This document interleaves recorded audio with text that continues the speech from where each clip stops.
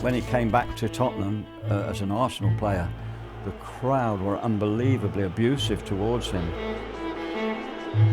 It was very intense. You could cut the atmosphere. You could just feel it was different. Sol Campbell comes out to face the music, and you'd be forgiven for thinking that this North London derby revolved around just one man. Back then, there was no support. People were just allowed to just carry on in a disgraceful way. Sol is a sensitive human being, so obviously he felt it, but he didn't show it.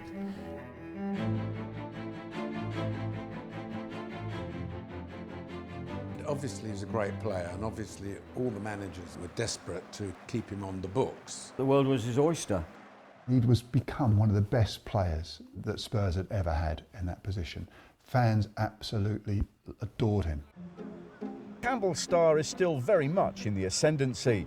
At international level, he returned from the World Cup with a greatly enhanced reputation.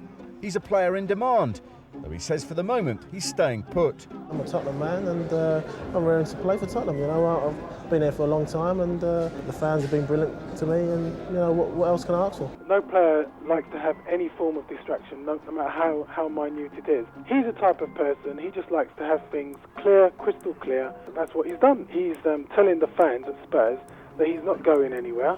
It seemed to be a big question: when will Sol Campbell sign a new contract? Spurs fans were starting to worry about it. The media were certainly wondering about it and where it was going. From what we heard behind the scenes, Sol was unhappy at some of the things that were happening at Spurs. There'd been a series of managers. He hadn't always seen eye to eye with those managers. There'd been an incident at Derby County where he'd been accused of breaking a steward's arm when it wasn't Sol. It was another player had been involved in a fracas, but I don't think Sol felt he was properly supported by Spurs. And I think the signs were there. Bosman was a somewhat obscure Belgian player who fought the rules that a player at the end of his contract could leave with no fee attached. So there was all sorts of changes going on in football regarding players who were able to move without compensation to the clubs. And Sol took advantage of that.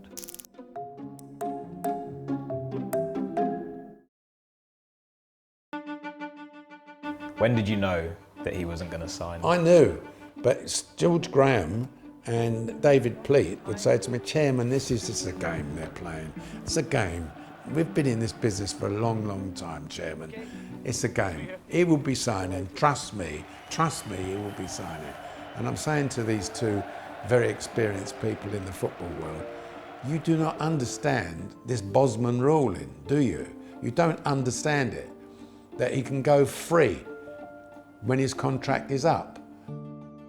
George Graham was the manager, I was the director of football, and I remember the first meeting we had at Brentwood with Sol, with Alan Sugar. Alan Sugar had been evidently very helpful in making Sol a Tottenham player, and we knew his contract was coming in, and we had one meeting with him. Sol gave us very little indication at that stage of what he was going to do.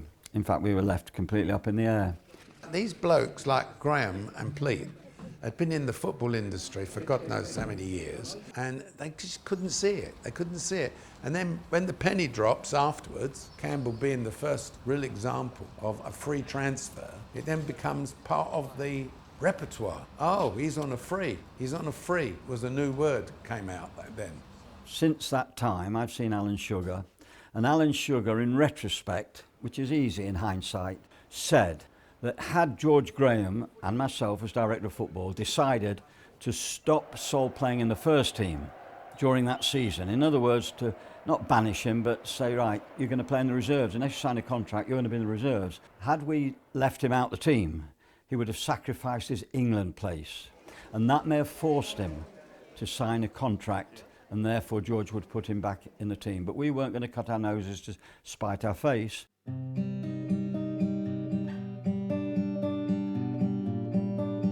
The question of Sol Campbell's future is clearly a major headache for George Graham, and the Spurs manager all but admitted that the defender doesn't seem interested in staying. If a big money offer came in now for him, would you take it? I don't think it makes any difference, because Sol has very, very clearly stated that no matter what offer comes in for him by any club, he's going to see his season out. We'd had offers from Blackburn, we'd had offers from Manchester United, we'd had offers from Leeds for £18 million, right? And I remember telling the owner of Leeds at the time, you could offer £180 million. He ain't going anywhere. He's not going to leave. We have permission to talk to him? Sure, you can talk to you, blue in the face, but he ain't going anywhere.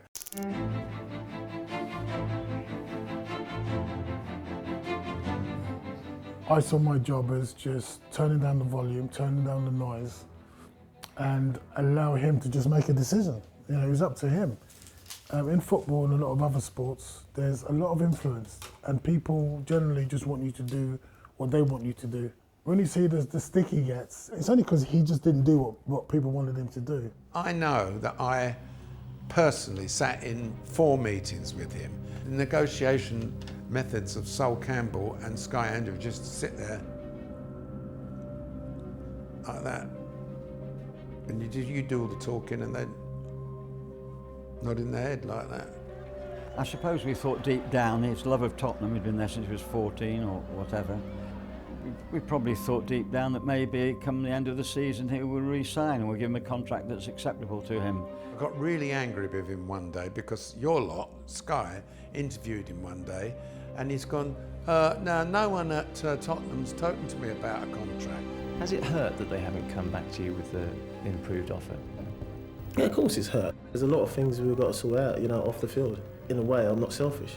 I'm looking at the kind of situation, I want the club to do well. Rather wanting a contract and having money, I think the main thing is now is to get the club in good order. For me, I love the game of football and I want to keep on playing football for Tottenham. So it's you know, the ball's in their court now, so I've kind of laid my cards down and they've got to kind of move on and see what they're doing. So what you're saying is to the club, come and talk to me? Well, yeah. At the end of the season, when the season's over and hopefully Spurs have got some silverware on the table, he'll talk to the club about a new contract. So for the time being, Sol Campbell remains with Tottenham Hotspur stamped firmly on his heart? Of course. Sol Campbell was a very honourable person. I really did my nut. We've seen him 4 times and his agent just says, I'll call you tomorrow. And when you speak to him the next day, he's going, nah, still wants to stay.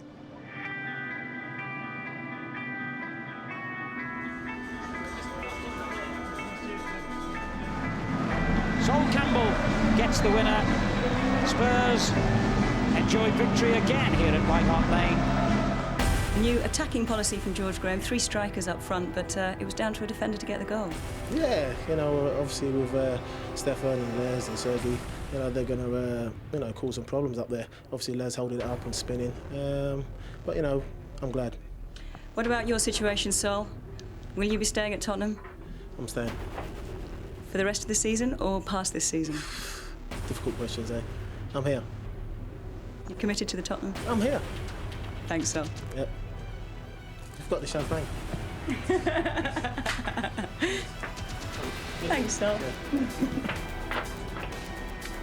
You're talking to a player after a game and their emotions are all about that game, their focus is on that game. I think you have to be cut some slack here. And he didn't say I'm staying for the rest of my career, he said I'm staying. Sometimes we ask these questions and we don't always get the answers that we think are honest and fair, but sometimes I think it's difficult for a player as well at that time. He can hardly say I'm leaving after scoring. According to reports, the Spurs captain can now add an expensive move abroad to his summer options. Barcelona are believed to have offered him around 100 grand a week tax-free. It's true is that Tom Parera, the Barcelona representative, went on Monday and met the Campbell camp, Sky Andrew and people like that, and he came out of that meeting and went back to Barcelona on Tuesday thinking the deal was done. Inter Milan believe they've got their man. Club president Massimo Moratti has gone public on the affair. He said, "We will get Campbell. He is well liked by Cooper and he's ours." It's news to me. You know, it's the first one who have told me, so I don't nothing about it at all. I mean, Barcelona chased him round the garden, pardon the pun. Barcelona were flying over, I was flying over there. You get a lot of calls from a lot of people. You might be going to Bayern Munich, you might be going to Inter. You check these stories out and there wasn't really any substance into it. Clubs have huge lists of players that they're interested in, and Sol Campbell's name would be on those lists. But I don't think there was anything realistic at the time that seemed to us that any signs that any move was imminent. Actually, I'm going to say this for the first time, and it's that he never actually said he's going to leave. So what happened was we had a meeting, and then in the evening on Sky Sports News, there was this ridiculous news splash saying that he was leaving, he'd asked for all this money, etc., etc. And I think that was a turning point for him. I don't think there was any going back after he saw that on the news. When we spoke to Lord Sugar, he said he was telling the Spurs managers there's no point in having these meetings, his mind's made up, he knows he's going to leave at the end of his contract. I can categorically tell you that at no point a Sol made up his mind that he was going to leave until that story came out, and then it was like, right, I'm going to speak to everybody.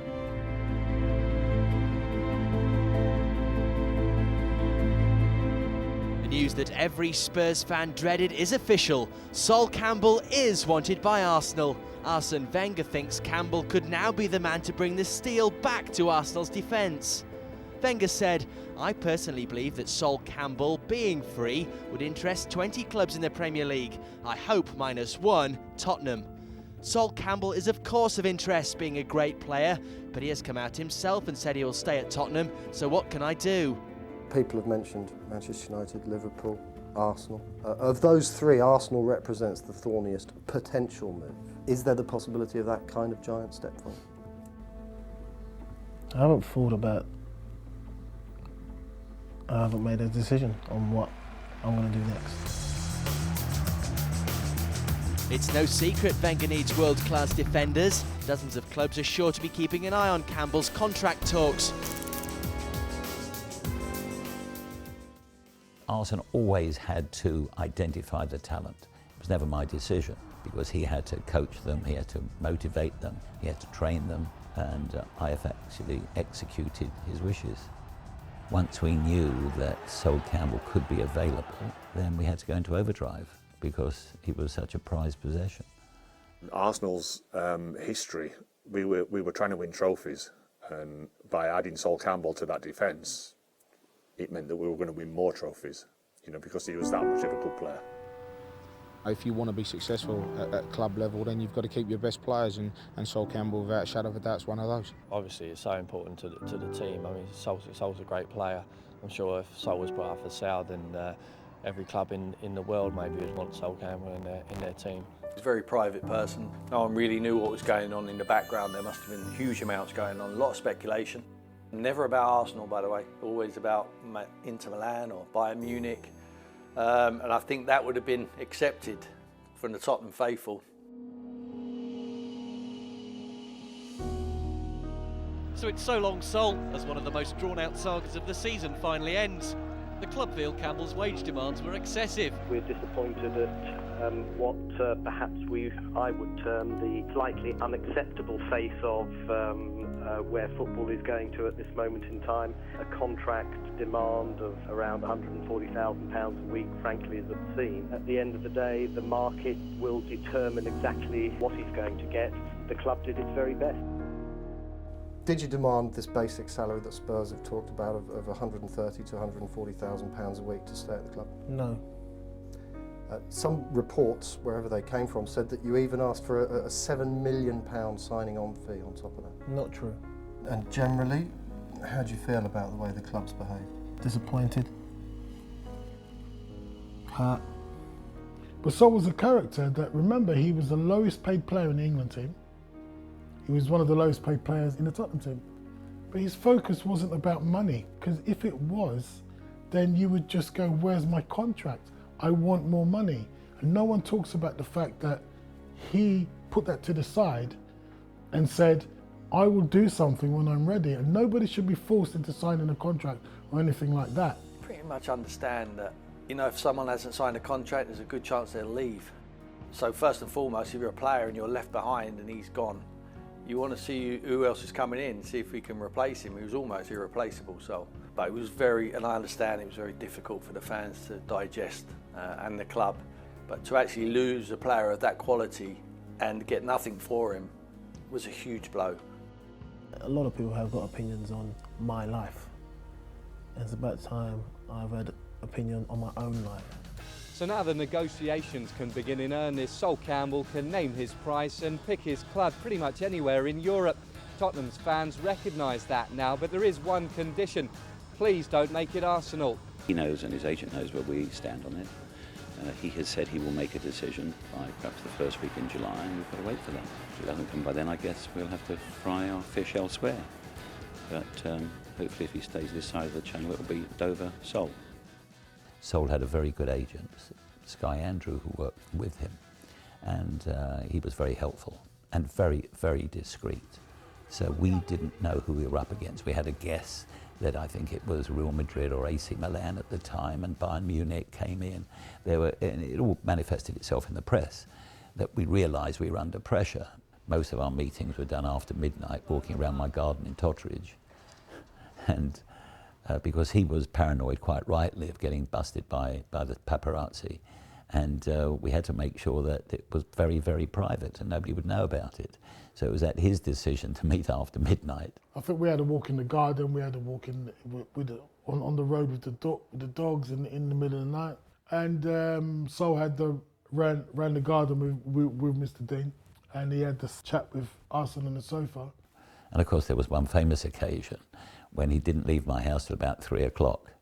And my younger son was just coming back from the West End, and actually he busted us, of all people. So he walked in and very smartly said, "Hi guys," he said, "would you like some breakfast?"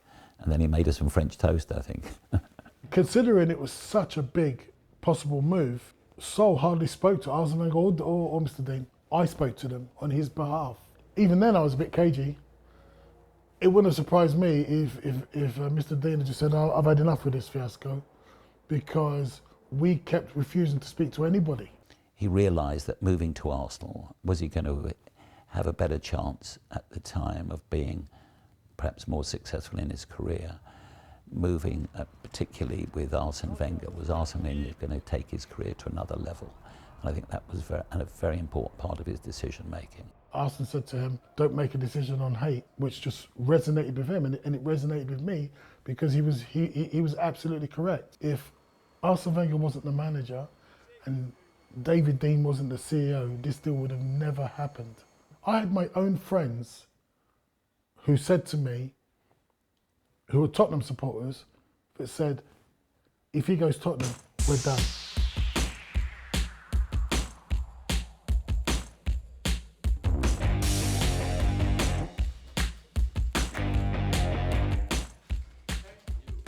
My decision was on the ball, totally.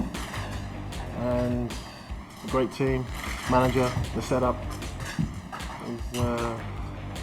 is geared up to win. So I want to be here, and I'm here now. I try to attract him here because for me he's the best. And as well, I must say, an opportunity to have a player who's a free agent of his level is impossible to sign. Financially, it would have been a lot more lucrative for Sol to go abroad. But in the end, it's decided it's a football decision. I've done everything right. My contract's run out now. I'm a free agent. I decided I wanted to come to Arsenal. I didn't know for certain, but the hint, although nothing definite, was that Sol will be there. But it was very much off the record.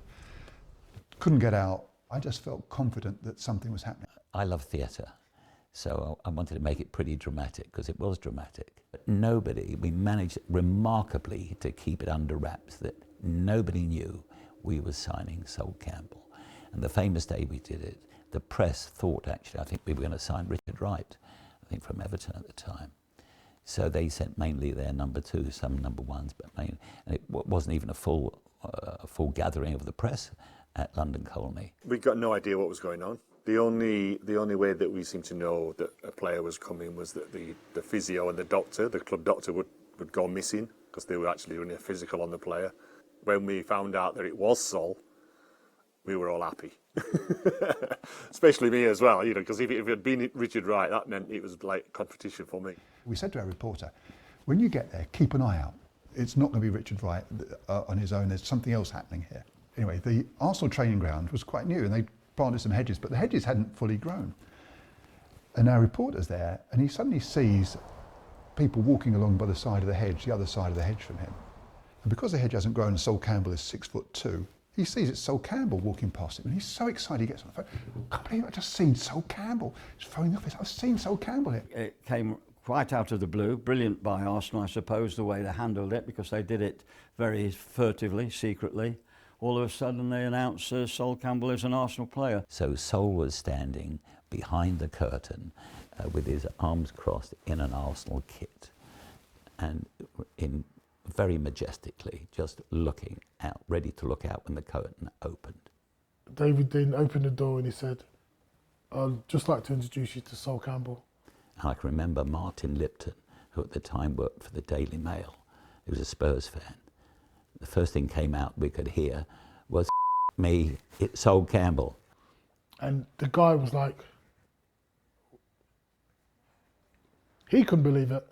When he joined us, I thought, yeah, this is a really brave move, you know, and I'm quite glad I weren't on the coach when Sol went back to Tottenham, because the coach didn't last very long. The streets were lined with Tottenham fans who, weren't happy, shall I say, to say the least. Even though it's a huge atmosphere normally, it was just an extra edge to that game. There was no support, and people were just allowed to just carry on in a disgraceful way, with no recourse, and no one helped. No one jumped in to say, well, this is this behaviour and what people are saying is disgusting. He showed his character when he walked out onto the pitch. He showed his strength and his character. Well, never estimate, I mean, Sol is a sensitive human being, so obviously he felt it, but he didn't show it. You know, he is, as I say, a very strong guy, mentally and physically. We knew Sol as a character, we knew what he'd be like, we knew he'd be able to handle that situation, and I think he proved that he handled it pretty well. When I retired, I got asked to go to Tottenham as their goalkeeping coach by a certain Mr. Redknapp. And I was like, absolutely no way. You know, it wasn't, no, I couldn't do it. Have you ever forgiven him? No. To do what he did, I think, was like one of the most nastiest crimes you could commit in Premier League history. I don't think a situation like this will ever come up again, because I think that now clubs are very aware. What I've learned is that it's not about whether you do it right or wrong, it's about whether you do what people want you to do. A lot of people couldn't accept that someone like him that was so quiet and possibly made that move. I was never really bitter, because I understood. Been in football a while, and you get many disappointments. You get more disappointments than you get highs. Legacy is that he played in Invincibles. He had some very successful years at Arsenal. We're there to assemble the best team we can, and he was a major part of the jigsaw puzzle. My time at Arsenal was very successful. It was an amazing time there, and I won a lot, and I broke loads of records, and I played with amazing world-class players. So is it time to close that chapter and move on? It's time to move on and allow me to live, allow me to kind of, do whatever I want to do and work in football and not work in football. Just let me just live my life and move on.